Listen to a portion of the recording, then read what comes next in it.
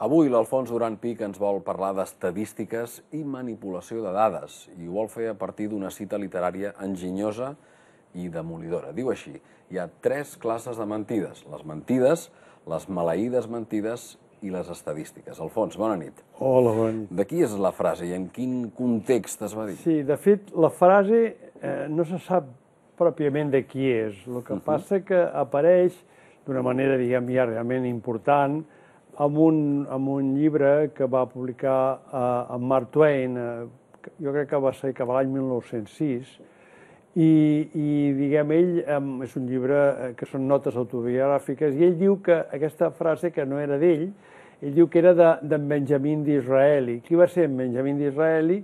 Va ser un home que va ser primer ministre del Regne Unit, també al segle XIX, finals del XIX, i encara que després alguns historiadors han buscat sobre papers, documents, i no han trobat. És a dir, sembla ser que no se sap ben bé de qui és, però és molt encertada. És tan encertada que hi ha un altre personatge, que va ser un polític britànic, que després de tot això la va assumir com a pròpia, i aquest senyor va arribar a ser president de la Societat d'Estadística Britànica, el qual ja posa de manifest que si el president de la Societat d'Estadística Britànica l'assumeix com a pròpia, doncs, escolta, llavors vol dir que realment és així. I és cert que és així. És a dir, hi ha un fet que és important aclarir, i és que quan la realitat no t'agrada, busques sistemes de mesura que desfigurin la realitat que no t'agrada. Ens estàs dient que les estadístiques es manipulen. Les estadístiques s'han manipulat tota la vida. El que passa que s'han manipulat també en l'àmbit de lo privat, és a dir, moltes vegades en les juntes generals d'accionistes es presenten uns balanços i uns comptes d'explotació d'empreses que es cotitzen en borsa, i aquests documents han sigut manipulats, evidentment, amb habilitats especials, fins a l'extrem que hi ha una assignatura amb el món de les escoles de negoci que no és oficial, però que és oficiosa, que es diu cosmètica financera. És a dir, sempre s'han manipulat les estadístiques, no ho fa tothom, però es poden fer, i hi ha mecanismes inclús que permeten això.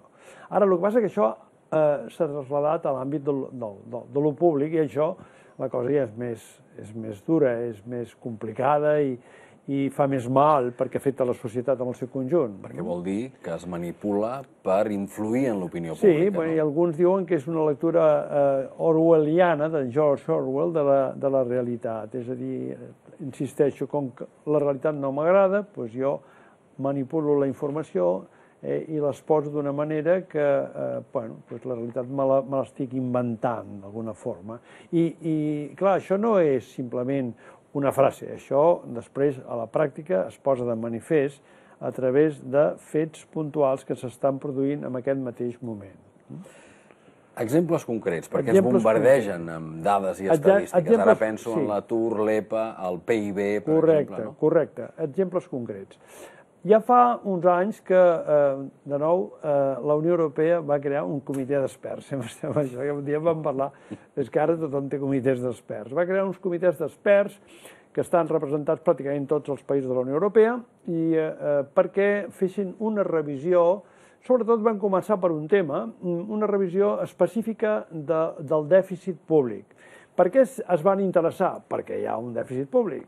Si no s'haguessin interessat, hi ha un dèficit públic, i aleshores es va començar a especular sobre que aquest dèficit públic, que jo recordo a la gent, als nostres telespectadors, que és la diferència entre els ingressos i les despeses que té una administració en un territori particular, doncs van dir, bueno, però, a veure, hi ha un dèficit estructural i un dèficit cíclic. Això què vol dir? Vol dir que, escolti'm, encara que el cicle sigui positiu, sempre hi ha dèficit, perquè escolti'm, està mal administrat, per exemple, i llavors sempre hi ha les despeses que són superiors a l'ingrés. Llavors convé separar una cosa de l'altra. Es va començar per aquí. Però, clar, la cosa s'ha portat més lluny. I ara comencen a tocar temes que afecten directament al PIB. Ja toquem això és el pal de paller, perquè es parla constantment del PIB. Vull dir, avui estava jo tornant de viatge i estava llegint unes dades sobre la Índia, que hi ha unes eleccions properes, i vinga el PIB i el PIB i el PIB. Bé, clar, llavors la gent espera el PIB. I què està passant? Bé, doncs aquestes modificacions del que és pròpiament el dèficit estructural, el dèficit cíclic, tindrà un impacte directe sobre la forma de calcular el PIB. I ja s'han fet estimacions. Per exemple, a Espanya, sense fer res, amb aquesta modificació que el comitè d'experts estan recomanant i que probablement s'aplicarà a partir del 2014, quan es tanqui, suposarà un punt més de PIB. És a dir, Espanya serà la mateixa, però creixerà el PIB un 1%. És a dir, que si el 0,5 diuen pujarem un 0,5, amb el supòs que sigui real, doncs ja un punt i mig ja sortirà ell solet. França es calcula un 2% de creixement fictici, torno a repetir, perquè bé que m'ho demostrin. I Grècia un 4%. Clar, llavors ens dius, bueno, però escolti'm, què hi ha de real en tot això? És a dir, que... I per què? Per què això? Per què? Doncs d'una forma molt senzilla, que amb l'empresa privada també s'utilitza, però que ara sembla que volen pretendre o aplicar-ho a la gestió pública. Hi ha partides de la despesa, per exemple, les inversions en investigació i desenvolupament. Per exemple, les inversions militars, que diuen, i per què les hem d'aplicar sobre un exercici? Les repartim al llarg del temps. Això seria capitalitzar i amortitzar en un període llarg. Clar, si tu vas amortitzant al llarg del temps, certament que l'impacte sobre la despesa és inferior.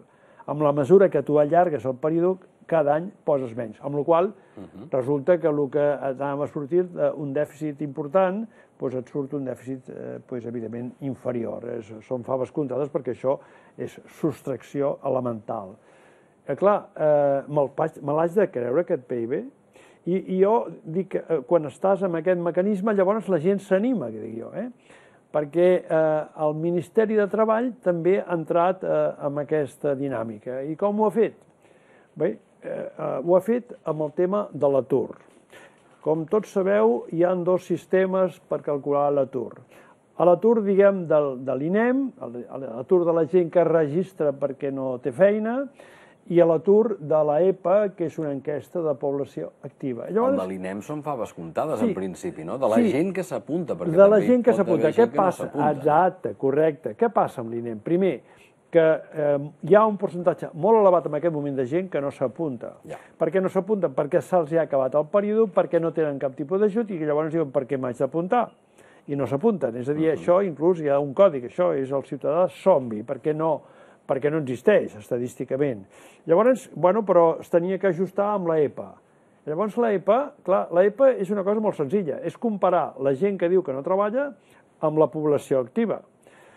Clar, la gent que diu que no treballa, pots canviar el número, clar, però no te l'has d'inventar, no es tracta d'això. Llavors, però això és un numerador i un denominador, és un quocient, això. Llavors, forma de reduir l'atur, pujar la població activa.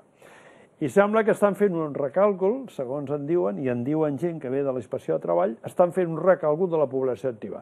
Clar, si tu puges la població activa, encara que sigui fictícia, segur que baixarà l'atur. Ja tenim una altra dada, o sigui, creixem més el PIB, ens baixa l'atur. Estem tan animats, que fins al Banc d'Espanya i el senyor Linde, per dir alguna cosa, amb el seu càrrec de governador del Banc d'Espanya, també ha entrat en aquesta dinàmica i ja ha dit que, no ha dit com, però ja ha dit que estan estudiant la possibilitat de canviar el càlcul de la mora, que és la gent que no paga, per dir-ho d'una forma senzilla. I dius, bueno, i com no ens han explicat encara com ho faran, però diu que sortirà unes dades a la baixa. S'han de dir dues coses al respecte. La tendència que tenim fins ara no posa de manifest en absolut això. Però és que, a més, resulta que amb aquesta tendència de mora no calculen per res els 50.000 milions que la banca privada, va transferir al Sareb famós. I clar, per què els va transferir? Els va transferir perquè allò era un mort que tenien. En altres administracions es considera que això es tindria que, almenys, condicionar una part d'ell com a mora, perquè això està allà perquè no s'ha pagat. Aleshores, dius, bueno, llavors de qui m'haig de fiar jo?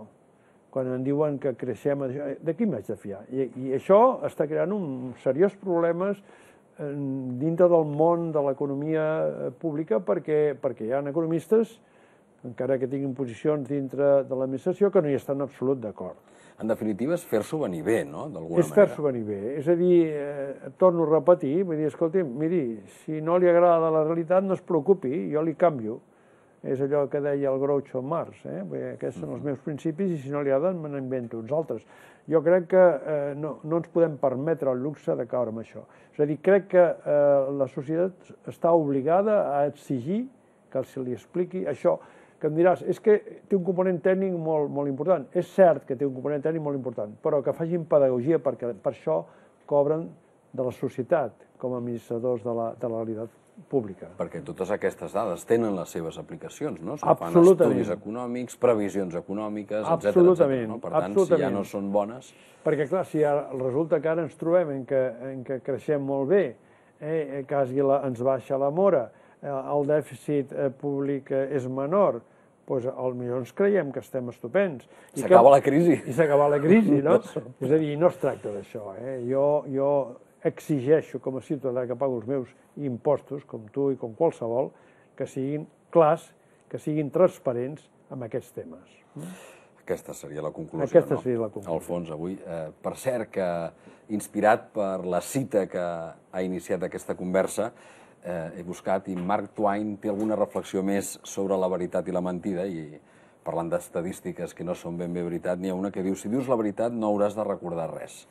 I n'hi ha altra que diu: primer confirma els fets, després pots distorsionar-los. Perfecte, perfecte. Alfons, fins la setmana que ve. Adéu-siau, bona nit.